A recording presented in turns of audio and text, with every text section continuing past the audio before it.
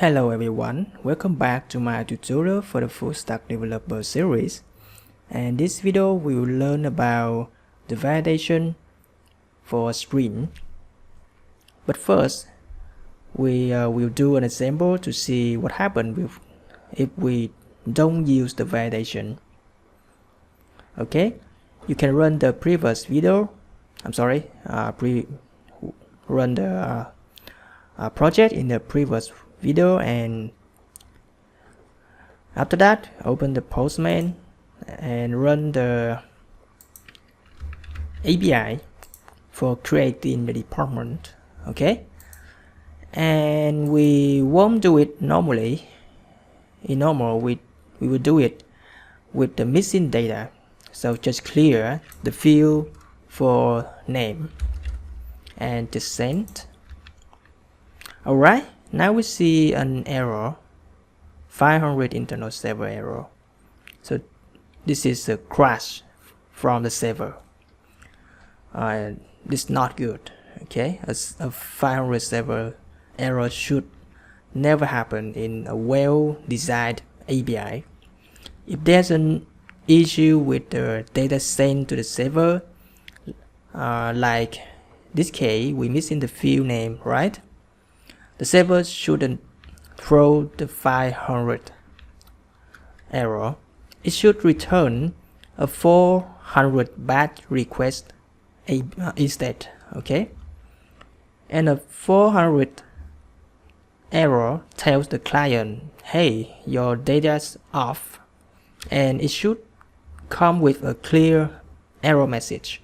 So you can see here we see the error from the server, but see that we cannot catch what the error here, what we missing, right? So we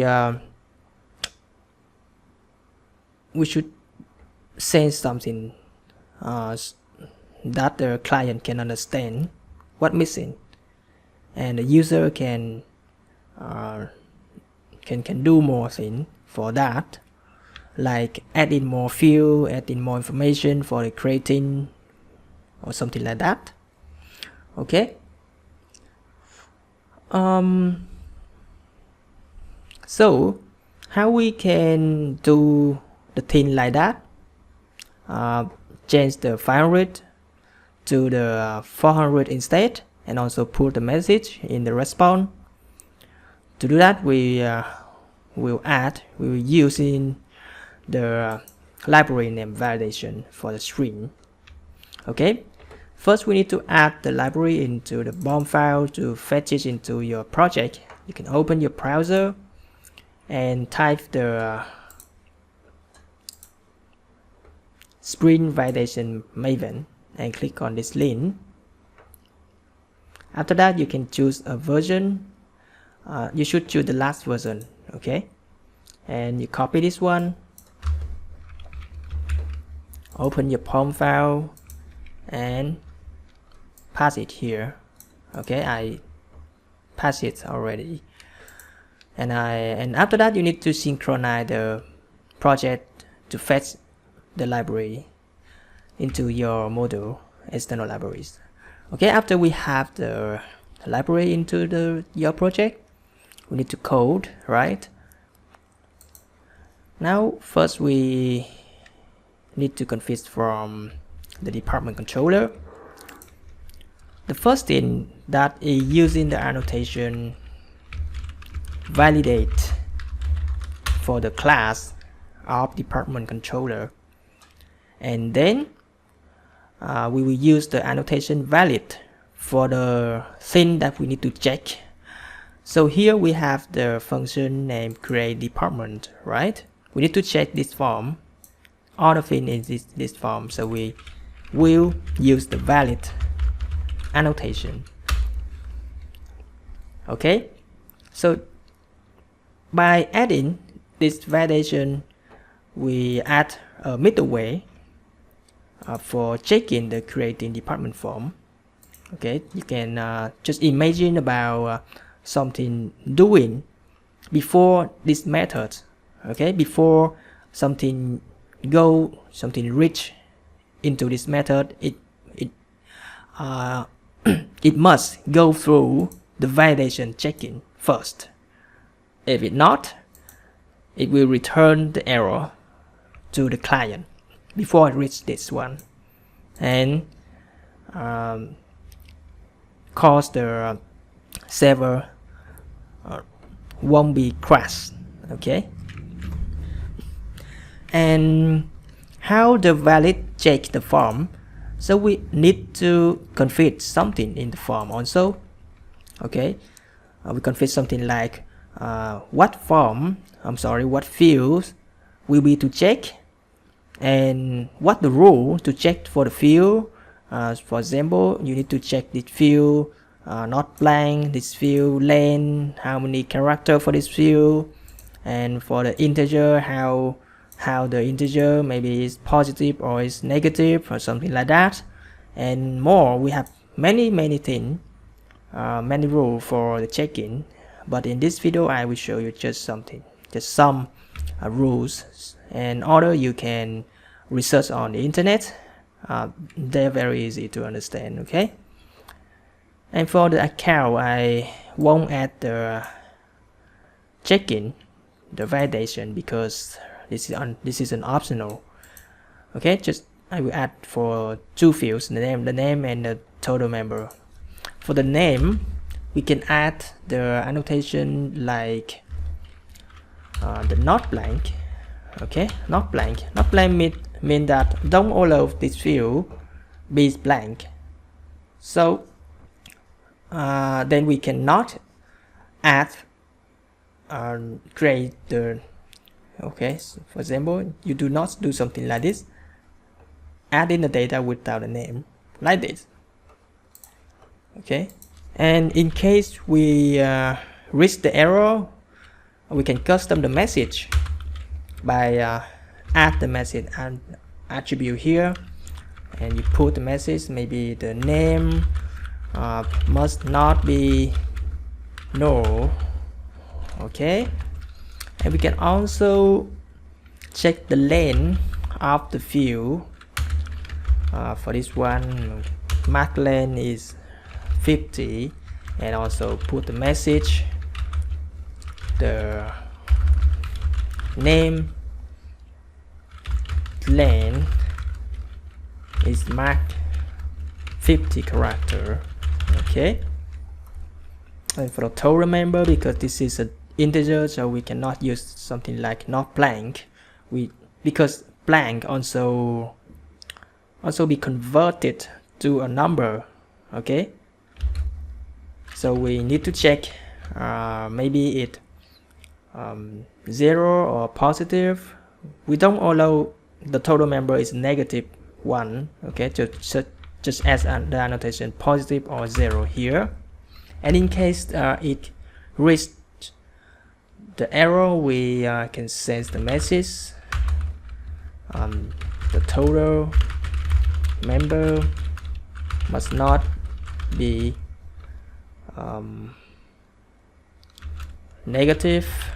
Okay, maybe something like that. Alright, so we have finished configuration for the checking the grading form. Alright, just rebuild the project and run the server again.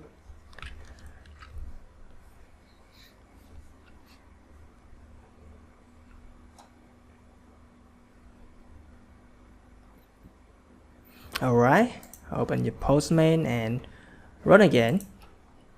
So now you can see we have the 400 batch request code here. Very good, right? And scroll down and see we have the message, the name must not be null, like this. And now we can also do something like add the -10 for the total member and send again. Alright, now we have the error. The different error is the total member must not be -1. Okay, and in case we miss to check in. So we see another error. Okay, so as you see, we have here tons of data. Something, for example, some field like this. We don't need these fields. We just need a message or a code, something like that. Too much field, too much information about the error, right? We need to reduce the information when we reach the error. So to do that, we can custom the exception error. Okay, we can custom that. By default, it's using a default one, which return all the information like this. And now we will custom it to remove the not necessary information. Okay, so to do that, you can go to the we can create a new package for easier to manage. Maybe I will add exception, and in exception package we will create a Java class, name the validation exception handler, and this one will extend the response entity exception handler. Okay, and because we will replace this one for the default one, okay, for the default which respond us tons of data like this, so we need to add it by using the controller advice annotation. Okay, don't forget to put this, if not everything will not apply it. And then we need to override the methods handle method argument not valid. Okay, and instead of return from the default method, we will custom this one by using the loop to go order error to change the content of the error, object error inside the exception. Okay, exception. Yeah, this one. Exception. I will create in multiple line for the parameters for easier to look. Alright, exception get binding resolve and get on the error. Alright, so we can go through all the error and we can get the field name first by the error get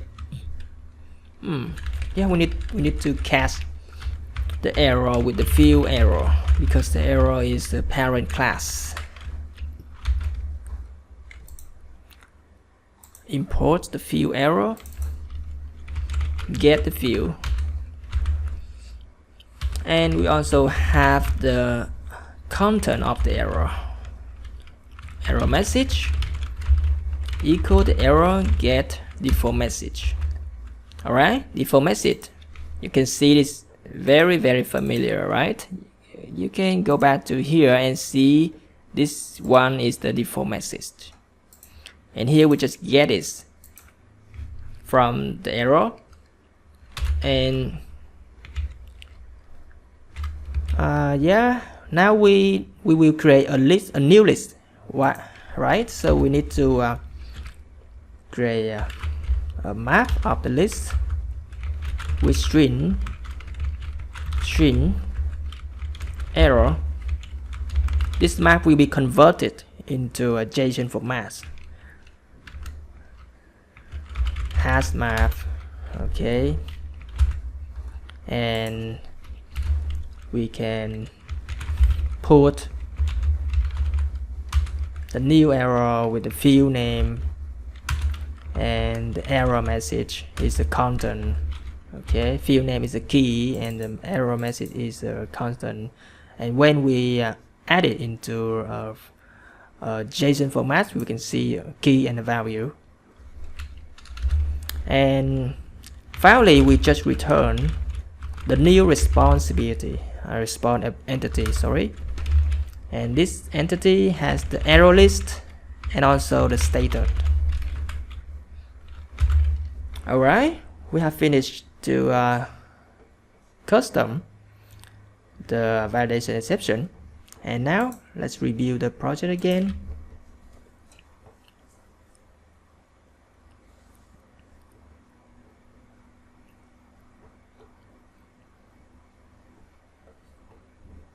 And run this one again. Alright, you can see now we have removed all the unnecessary information. Very cool, right? You see now, just in this one we can see the error very clear because it's very short. Okay, so I think that's it for this video. If you have any question, please comment below, and if you like the video, please click on the button like and subscribe channel. Okay, thanks for watching and see you in the next video.